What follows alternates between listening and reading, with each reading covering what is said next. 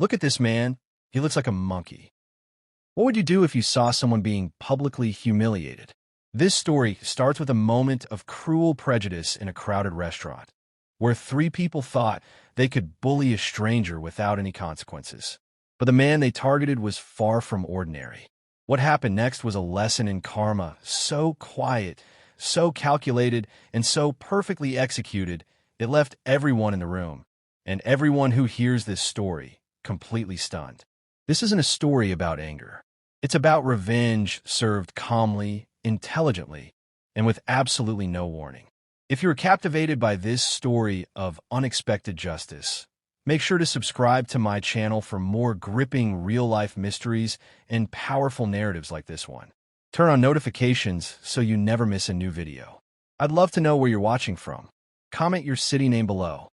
The air in the upscale bistro hummed with the soft clink of fine china and the low murmur of well-dressed patrons enjoying their expensive lunches. Sunlight streamed through the large windows, catching the dust motes dancing in the air and gleaming off the polished silverware. At a prime table near the center of the room sat three women, a trio of polished perfection that seemed to absorb the light around them. Their laughter was a sharp, tinkling sound that cut through the room's calm atmosphere.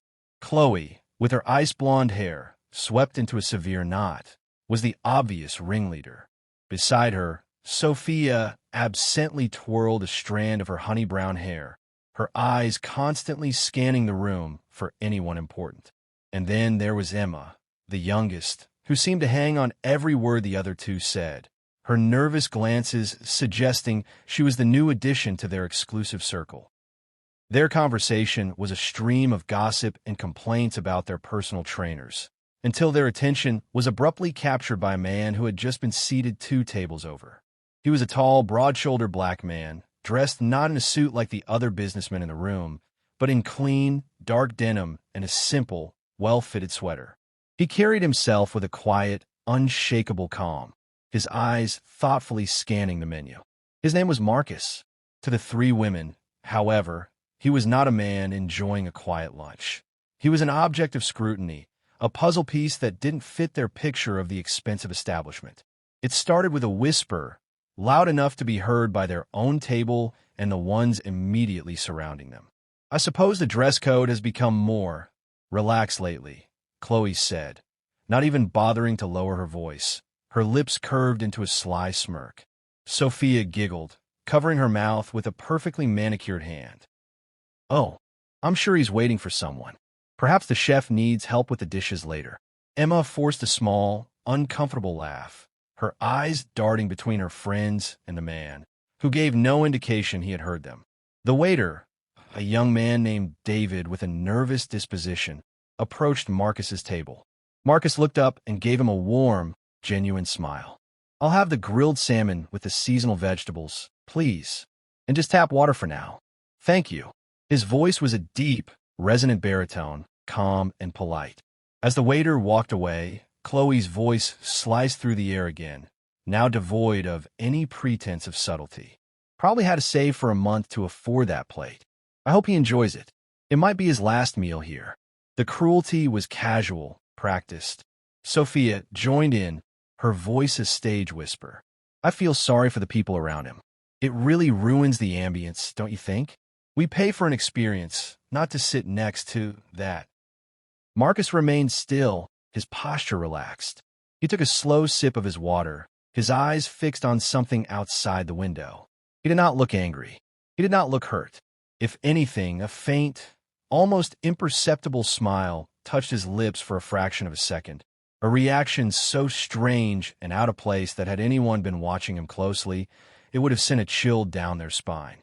He simply continued to exist in his space, a rock in the stream of their venom. The women, emboldened by his lack of reaction, continued their mockery, their comments growing progressively uglier, weaving in racist stereotypes and vile assumptions about his life and character. Emma shifted in her seat, her earlier discomfort now a visible unease, but the pressure to belong, to be accepted by Chloe and Sophia, kept her silent, a guilty accomplice to their poison. Their food arrived, and for a few minutes, The only sound from their table was the delicate scraping of forks on porcelain. The incident, for them, was already over, a forgotten moment of casual cruelty to pass the time. Marcus's meal arrived as well, and he ate with a deliberate slowness, savoring each bite as if he hadn't a care in the world. When he was finished, he placed his napkin neatly on the table and caught the waiter's eye. He asked for the bill. The waiter, David, nodded and hurried off. The three women saw this and shared a knowing, triumphant look. See, they seemed to say without words, we were right. He's done. He's leaving. But Marcus did not get up to leave. Instead, when David returned with the small leather folder, Marcus didn't even open it. He looked directly at the young waiter, his expression unreadable. He spoke, his voice still calm, but it now carried a new weight, a gravity that made the waiter lean in slightly to hear. "Could you please do me a favor?" he asked. David, eager to please, and perhaps feeling a pang of sympathy for the man after overhearing the women's remarks, nodded eagerly. "Of course, sir. Anything." Marcus held out a crisp, white business card. "Could you please give this to the manager? Tell him I would like to speak with him at his earliest convenience." David took the card, his eyes glancing down at it. His expression changed instantly. The color drained from his face. His eyes widened just a fraction, and he looked from the card back to Marcus with a new, profound sense of awe and terror. He swallowed hard, his Adam's apple bobbing. "Why, yes, sir. Right away, sir." He turned and almost ran toward the back of the restaurant, nearly colliding with a busboy in his haste.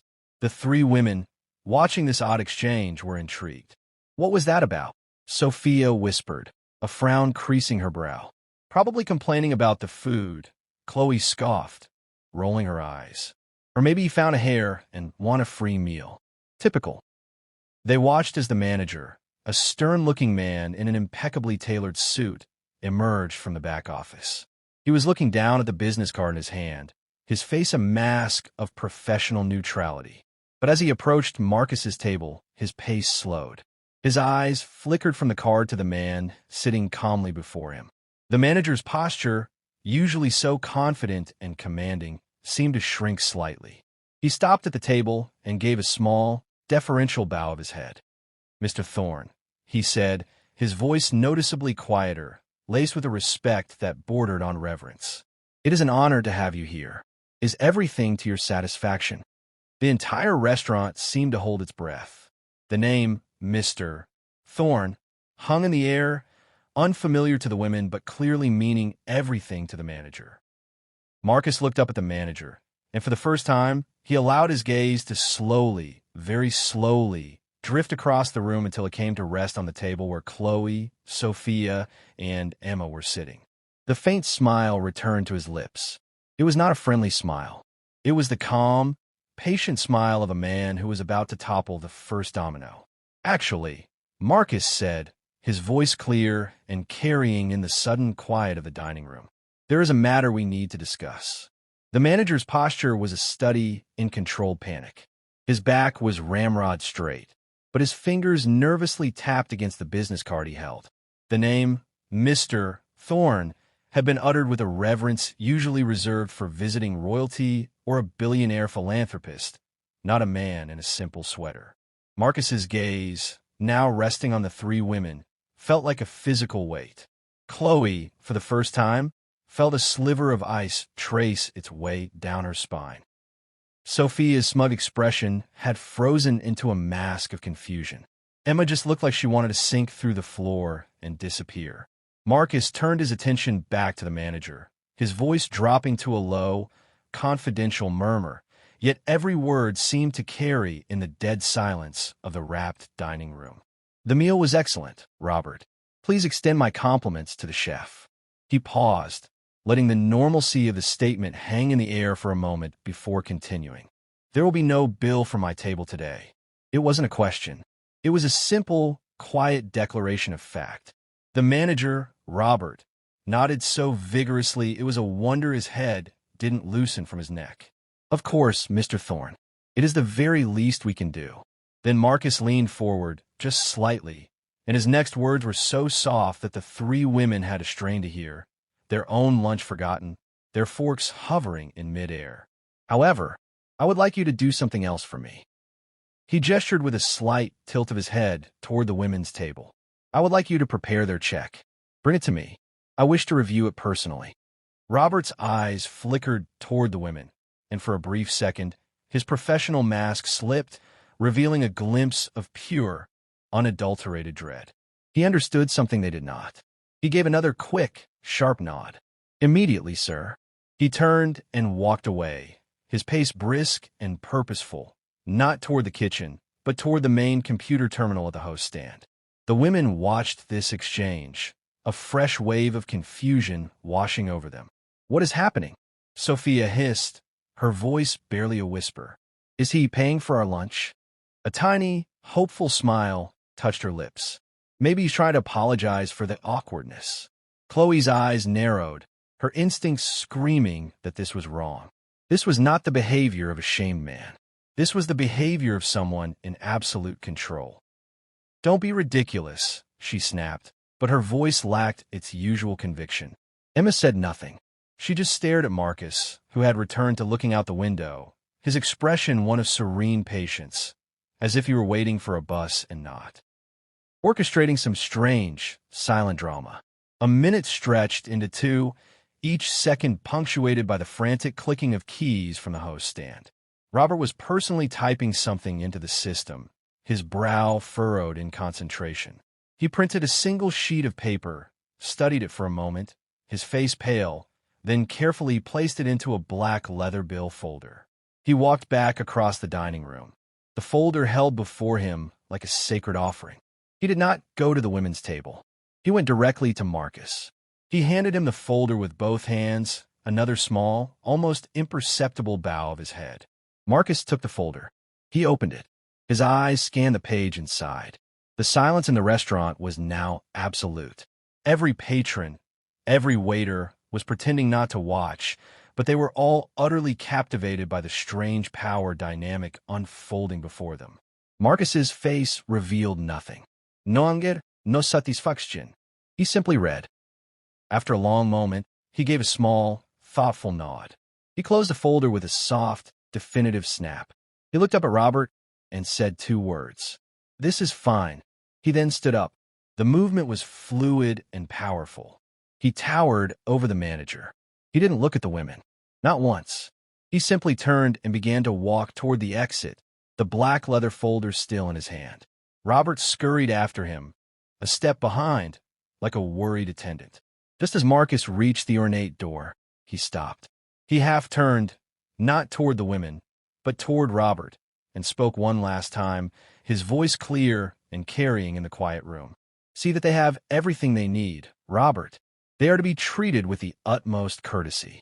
They are my special guest today.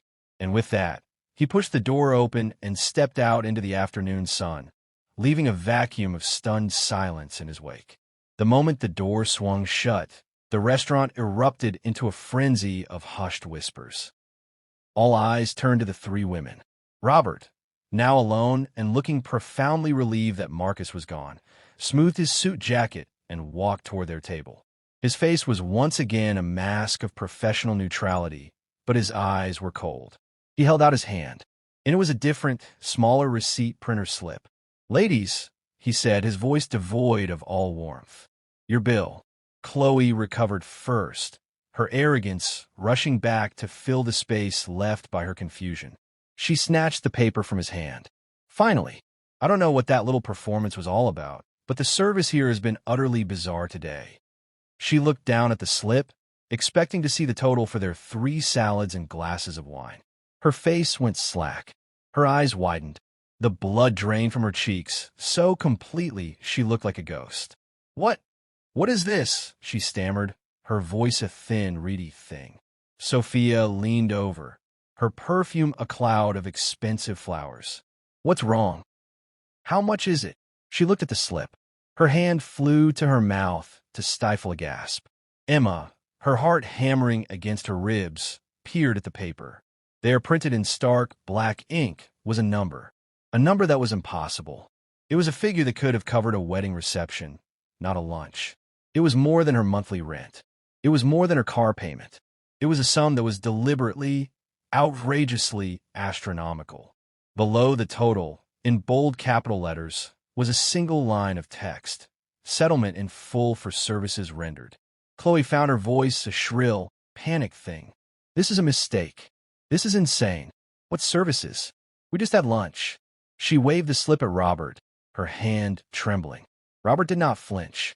He looked down at her, his expression unreadable. There is no mistake, madam. The bill has been reviewed and approved by the owner. The payment has been settled. Your account with this establishment is now closed.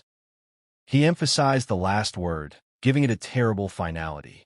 The owner, Sophia whispered, her eyes darting wildly toward the door through which Marcus had exited. The pieces were beginning to click together in her mind with a terrifying, slow-motion horror. The manager's deference, the comp meal, the business card that had caused such a panic. The name, Thorne. Robert allowed a small, cold smile to touch his lips. Yes, the owner of this restaurant, and every other restaurant in the Gilded Plate collection across the city. He let that information hang in the air, watching as the devastating truth dawned on their faces. The man they had mocked, whose presence they had deemed unworthy, didn't just own the building. He owned the entire empire. Mr. Thorne was very specific in his instructions. He considered the matter settled. Now, if you'll excuse me. He turned and walked away, leaving them alone with the impossible bill and the crushing weight of their own foolishness. The whispered stares of the other diners felt like physical blows. They were trapped in a golden cage of their own making, and the door had just been locked by the man they had tried so hard to belittle. The silence at their table was no longer just awkward. It was a thick, suffocating blanket. The cheerful clatter of the restaurant seemed to mock them. Each laugh from another table a sharp needle of humiliation. Chloe stared at the slip of paper in her hand, the numbers blurring as her eyes refused to focus. Sophia had her phone out, her fingers trembling so violently she could barely type, searching frantically for the Gilded Plate collection. Emma simply sat, her hands clenched in her lap, her lunch a hard, cold stone in her stomach. She was the first to speak, her voice a broken whisper. He owns it. He owns all of it. Sophia's search yielded results. She turned her phone screen, her face ashen. There he was, Marcus Thorne. Not just a name, but a face on a Forbes list under hospitality titans to watch. A short bio mentioned his quiet, strategic acquisition of struggling high-end restaurants, transforming them into a wildly successful, unified empire. He was a multi-millionaire, a genius businessman spoken of with respect, not the caricature they had invented over their salads. Oh my God, Sophia breathed, the words barely audible. We're finished. Chloe's shock was rapidly curdling into a hot, defensive rage. She crumpled the receipt in her fist. Finished? Don't be dramatic. So he's rich. So what? He can't do this. This is extortion. We'll dispute it. We'll call the police. She said the words with force, but they rang hollow in the opulent room that now felt like a prison. The other diners were still stealing glances, their whispers no longer curious but accusatory. They had seen the manager's deference. They had seen the women's shock.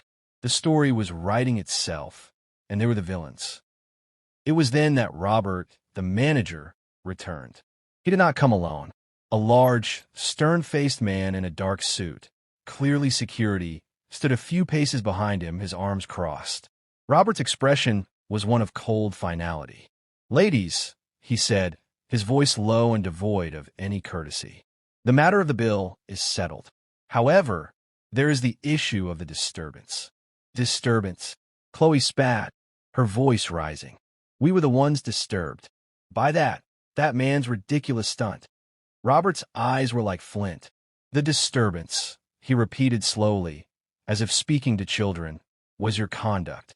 The use of racially charged language and harassment of another guest, who, as you now know, is the proprietor of this establishment, is a direct violation of our policy. It creates a hostile environment for our staff and our patrons. Effective immediately, you are permanently banned from all Gilded Plate properties. The word banned hit them like a physical blow. For women like them, whose social lives were curated in places exactly like this, it was a social death sentence. Where they be seen? Where they hold their charity meetings? Their power lunches? The humiliation was absolute. You can't do that, Sophia cried, her voice cracking with hysteria. It is already done, Roberts said flatly. Your images will be circulated to all our locations. Now, I must ask you to settle the matter of the bill and leave the premises. Immediately, the security guard took a single, deliberate step forward. The message was clear. Tears of frustration and shame welled in Chloe's eyes.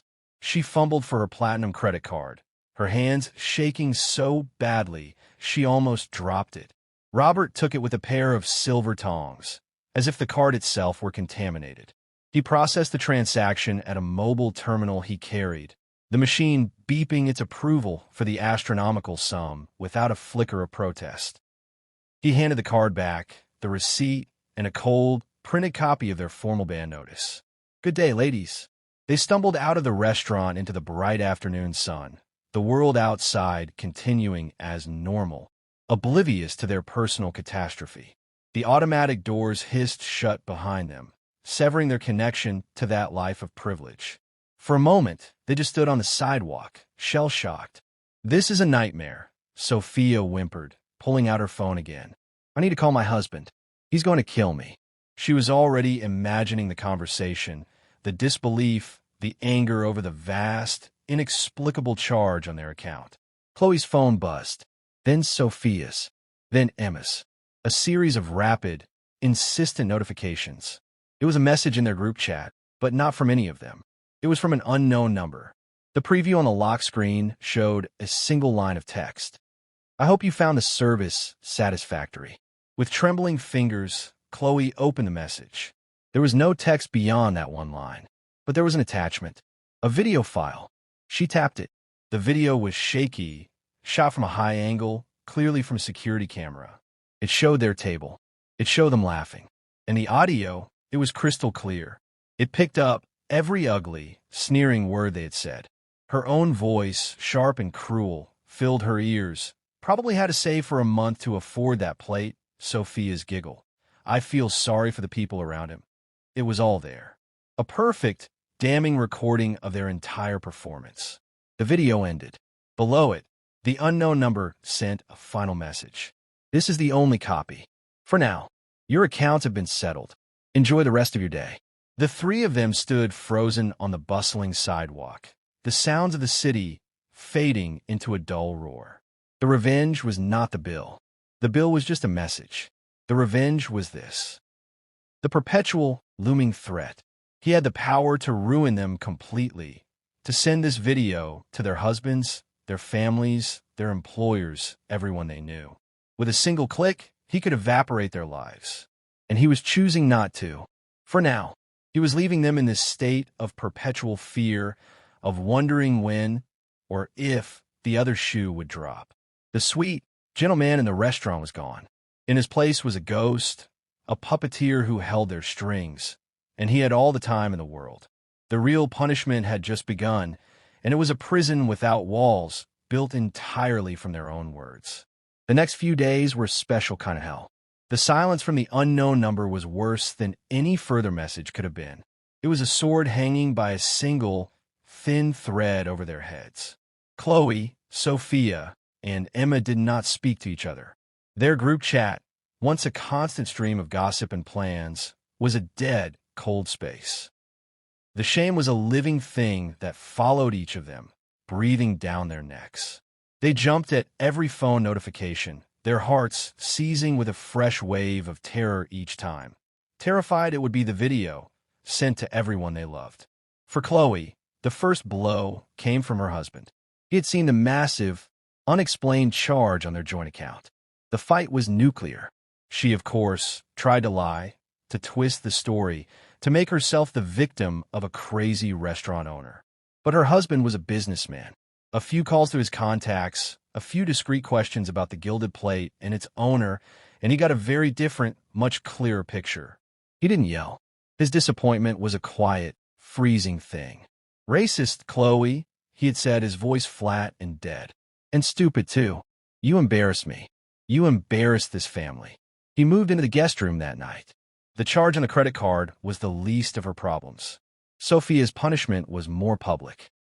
She was the head of a local charity committee, her social status her most prized possession. 2 days after the lunch, she arrived for a planning meeting at a different, though equally chic, cafe. The moment she walked in, the conversation died. The other women, her so-called friends, looked at her with a mixture of pity and cold disdain. One of them, a woman she had known for a decade, finally took pity on her. "Sophia, dear," she said gently, not meeting her eyes, "I think it might be best if you sat this one out. The incident at the Gilded Plate is all anyone is talking about. The charity can't afford the association." She had been quietly, politely removed. Her name was scrubbed from the committee list. Her invitations to the season's biggest events stopped arriving. She was a social leper, and she never even got to see the disease that was killing her reputation. She only felt its effects. Emma, the youngest and most impressionable, suffered in a quieter, deeper way. The guilt ate her alive. She couldn't sleep. She saw Marcus's calm face every time she closed her eyes. She heard their own vicious words on a loop in her mind. She had been a follower, desperate for Chloe and Sophia's approval, and that weakness had cost her everything. Her boyfriend, a kind and decent man, knew something was terribly wrong. He finally pried it out of her one evening as she sat sobbing on their couch. She told him everything, the whole ugly, shameful story. He listened in horrified silence. When she was finished, he didn't yell. He just looked at her with an expression of profound sadness. "I don't know who you are right now, Em," he said softly. "I need some time to think." He packed a bag and left. She was alone with a monster of her own making. A week passed. The thread holding the sword seemed to weaken with each passing hour. They were all waiting for the end, for the final, public ruin that the video would bring. They were broken, isolated, and living in a state of constant, gnawing fear. The revenge was perfect. It was not a loud, dramatic explosion, but a slow, silent leak that was draining the very life from them. It was Emma who finally broke. She couldn't take the silence anymore. Driven by a desperate need for some form of penance, some way to lift the unbearable weight, she did the unthinkable. She found the number, the Gilded Plate's corporate office. It took every ounce of her courage to make the call, her voice a shaky whisper as she asked to speak to Mr. Thorne's assistant. To her shock, she was put through. A calm, professional female voice answered. "Mr. Thorne's office. This is Anya." Emma's words tumbled out in a rushed, tearful mess. "Please, I was there, at the restaurant. I need to speak to him, to apologize. Please." There was a long pause on the other end. "One moment, please." Emma heard the faint click of hold music, her heart hammering against her ribs. After an eternity, the woman came back on the line. "Mr. Thorne does not wish to speak directly. However, he has asked me to relay a message." Emma gripped the phone, her knuckles white. "Yes? What is it?" he said. "The account is settled. The video is deleted. It never existed." Emma sank to her knees, a sob of pure, unadulterated relief wrenching itself from her chest. "Thank you, oh God, thank you." The woman's voice remained perfectly neutral, almost robotic. "He has one further message. The punishment was never the threat of exposure. The punishment was the week you just spent waiting for it. The punishment was being forced to sit alone with the people you had chosen to become. I hope you enjoyed the meal." The line went dead. Emma stayed on the floor for a long time, crying tears of relief and shame. He had forgiven them. He had let them go. She immediately called Chloe and then Sophia, her voice breathless with the news. "It's over. He deleted it. He's not going to tell anyone." There was a stunned silence on the other ends of the line, followed by a similar, shaky relief. The immediate, terrifying threat was gone. The sword had been whisked away. But as the days turned into weeks, they discovered a terrible truth. Marcus Thorne had been right. The threat was never the real punishment. The real punishment was what remained. The damage was already done, and it was permanent. Chloe's marriage was a cold, empty shell. The trust was gone. Her husband looked at her and saw a bigot and a fool, and she could see that judgment in his eyes every single day. They spoke only of necessary things. The warmth was gone forever. Sophia's social standing never recovered. The story, it turned out, didn't need a video. It had spread through whispers, through the restaurant manager's network, through the other diners who had been there that day. She was now that woman, the one who had insulted Marcus Thorne and been publicly shamed and banned. She was an example, a cautionary tale. Her friends politely avoided her. Her world had become very, very small, and Emma's boyfriend did come back, but things were different. There was a distance between them now, a caution.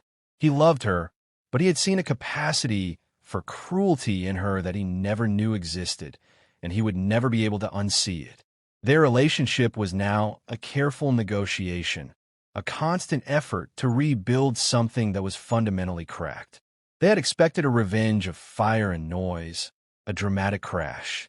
What Marcus Thorne had given them was a revenge of silence and ice. He had not destroyed their lives with a scandal. He had simply held up a mirror, forced them to look at the ugly reflection, and then walked away, leaving them to live with it. He had given them exactly what they deserved, a life sentence of their own design. They were free from him, but they would forever be prisoners of their own actions, trapped in the gilded cages of their ruined reputations, their broken relationships, and their own shame. The sweet, gentle man in the restaurant had indeed enjoyed his meal, and theirs had left a bitter, permanent taste in their mouths, a taste they would know for the rest of their lives. The revenge was complete, and it was far more profound and terrifying than anything they could have ever imagined.